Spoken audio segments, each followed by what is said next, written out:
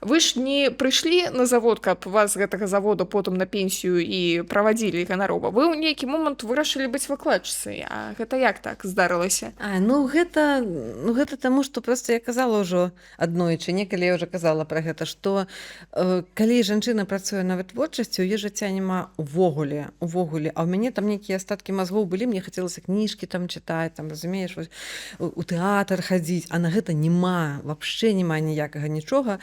Ну і проста дзяцей нават няма калі глядзець. У пэўны час я проста зразумела, што я не магу больш працаваць, не магу. І у той самы час як бы нам далі інтэрнат. Это божы дар просто.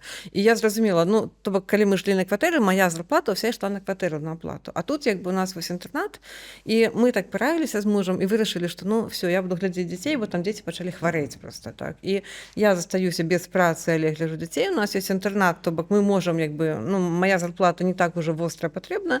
І таму вось так. Калі мы выбраліся з крызіс такога вялікага з дзецьмі, я знайшла сабе выкладчыцкую працу і вось зразумела, што это тое, што я хачу. Гэта там, дзе я магу працаваць, там, дзе 8 гадзін, гэта не астранамічныя, а акадэмічныя. І гэта як бы так трошкі менш, і мне застаецца больш часу на дом, на сям'ю, на там нешта яшчэ. Вось так.